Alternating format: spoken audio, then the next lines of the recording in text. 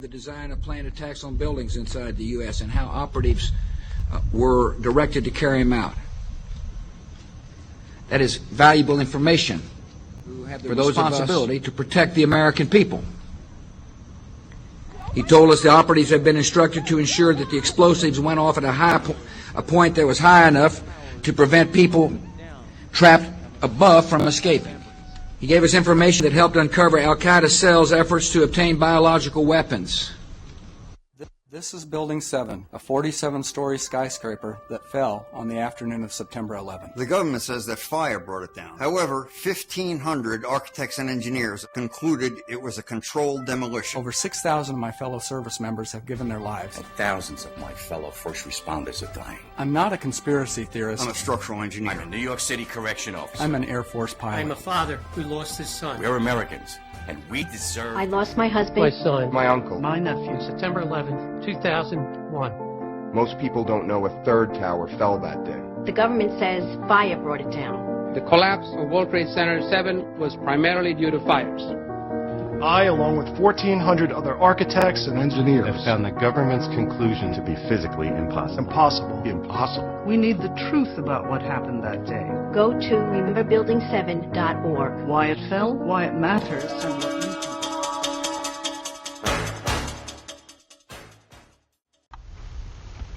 True TV, Douglas Bickford, reporting live from Spokane, Washington. My phone number is 360-980-5397 for any of you that want to talk to me. We are being sprayed, folks. The evidence is there. The evidence that you can see with your own eyes is just look up wherever you live in the United States, in any country that you live in. It is happening. It's happening in Mexico. It's happening in Europe.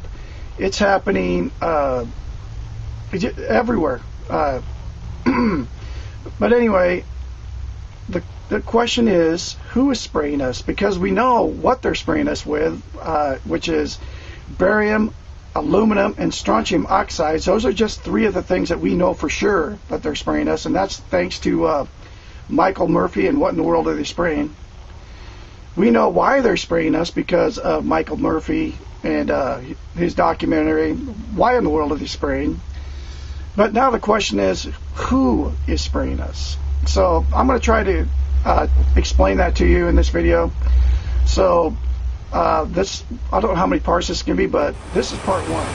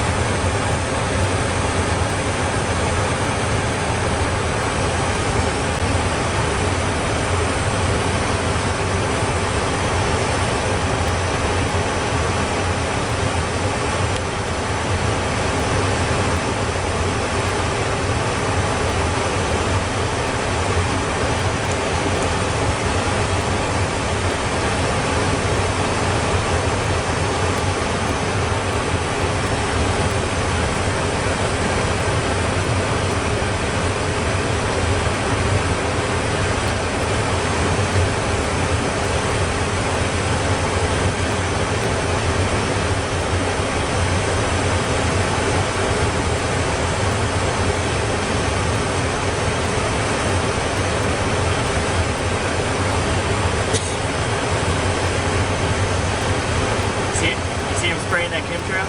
Yep. Good thing we're above it. I know. Otherwise we'd be dead right now. I'm gonna put this on YouTube. You videoing right now? Oh god, don't video right now. It's like it's sprayed out of the top of his wings. Don't do any evidence.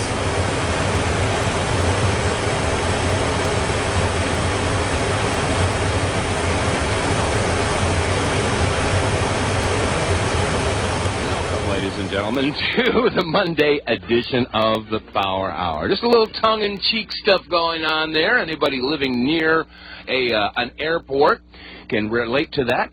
And that's what we're going to be talking about a little bit today. This is Dave Von Cloyce. And Joyce Riley. And the subject is going to be the purpose of chemtrail aerosol. A.C. Griffith was associated with the National Security Agency.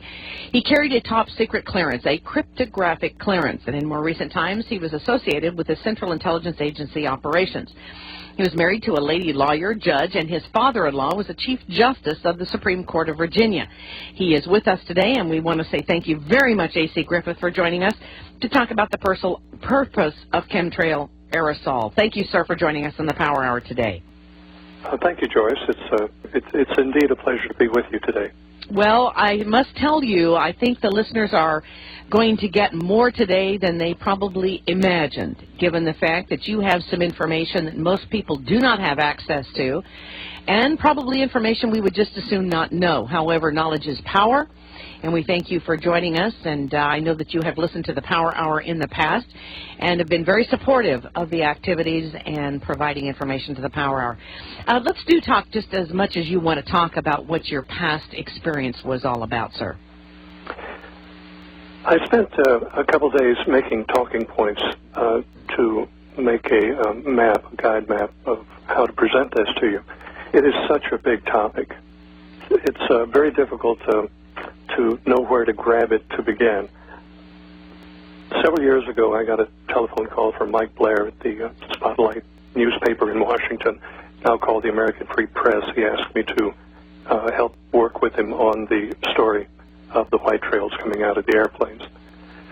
And time has gone by. I guess that was 8 or 9 years ago. We actually got inside the program. We're the only people in the world that actually got inside of that program. When you say you got inside that program, the aerosol program, the chemtrail program, you're talking about information on the inside of this program. I'm talking about actually getting inside the program at Wright-Patterson Air Force Base where it's being managed. Wow. And we actually got into some of the people that were dissatisfied from within the program, and they divulged a lot of the acronyms and the purpose of the program and so on. And that's the only way that anybody could ever have broken the secrecy of this program. Okay. We know that people have died over this program. People have been hit to keep them quiet. And we know that other things have happened to keep people in this program. One of the key people that designed the aerosol, the barium salt aerosol, was set up by people in the Reagan administration, and he's now sitting in federal penitentiary. They still go to him to ask him questions, but yet he is in the prison. That is a little unnerving, isn't it? Yes, it is, absolutely. That the man that designed the barium salt aerosol is sitting in a prison. Well, it would sort of make sense. Now, before we go any further, let's just define what you believe to be the aerosol crime issue. I mean, just what is this aerosol that we're discussing? I mean, it comes out of aircraft, we believe, or we know, and that is the basis of a program that is set up to not do good to this country, but probably do harm. Now, I remember we had a couple of people on the program recently. You contacted me after that, and you said, Joyce, some of the information was accurate, some of it was inaccurate. But what we do know is there's something in the skies that should not be there. The white trail's not coming out of the engines. It's coming out of aerosol units on the aircraft. In the very beginning, the early days, the aircraft were flying relatively low, 10,000 feet or below, and they were developing the program. They were mostly contract aircraft, mostly CIA aircraft. Now the program has been expanded, and commercial airliners have been outfitted with aerosol units that are controlled through computer systems and satellites to dispense a barium salt mixture. It's a mixture of barium salt, not coming out of the engine. It's coming out of aerosols. And we have checked on information. We do confirm that the name of the project is Project Cloverleaf in the aircraft industry. It is very secretive. It is the most secretive thing I have ever encountered. People have died over this, talking about it. I listened to your broadcast just a few minutes ago. The general was on saying that he is very patriotic and he feels compelled to speak out, and that's exactly the same way I feel. I am very patriotic. I was born before the Second World War. I'm an old guy. And I come from that generation and that mindset. This is my country. And I see my country being dissolved. My country is being destroyed right in front of my eyes. And the people are being hurt. And that's why I consented to be on your radio program today. I know you will remember that you've asked me many times to do this, and I've been very reluctant. But it's time. It's time to speak out and go public with these things. Well, that is correct. I have asked AC to be on this program many, many times, and you do this, I think, with a considerable amount of risk to your own life, do you not? Yes, that's right. So there are people who have lost their lives, people who are now in prison as a result of divulging this information. Now, you were, as you say, very patriotic. You still are very patriotic, and you were doing this out of patriotism, out of love for your country. As I know you are. That's correct. That's correct. You know, Joyce, I'm in Richmond, Virginia, just a few miles from the spot that Patrick Henry stood in 1775. He was talking to Thomas Jefferson, George Washington, George Wythe, and others in St. John's Church. And they were talking about the oppression coming from England at the time. And he was a little put out at them for not deciding a course. And he concluded his speech to them with, "I know not what course others may choose, but as for me, give me liberty or give me death." And I think we're approaching a time like that. Mm-hmm. Don't you? Oh, absolutely. There's no question in my mind. I talked with you about a discussion I had with a military member who admitted to me, well, first of all, he did not believe that there was such a program. However, he was stationed at one of the bases where I knew some of the operations were taking place on this aerosol clouding or aerosol dispersion or whatever you want to call it. And I had him go to the person who we knew was in charge at that base at that time. And he did, in fact, confirm that the person that admitted to some of the information that we're about to talk about here, or that some of the information regarding this program. And he was so disillusioned when I talked with this military officer. He said, "I am leaving the military, Joyce. I did not believe you when you told me about Gulf War illness." And then he said, "I became ill. Then I found out the doxycycline was true. And then now I have found out about this spraying issue." And he said, "I can no longer serve the military." Well, let's talk about this subject of what the aerosol program is and how you were able to obtain this information. First, Joyce, if you will allow me, let me paint a picture, a time picture. At first, you may think it's not related, but you will see that it is related. So if you will indulge me just a minute, let me go back to the Kennedy assassination.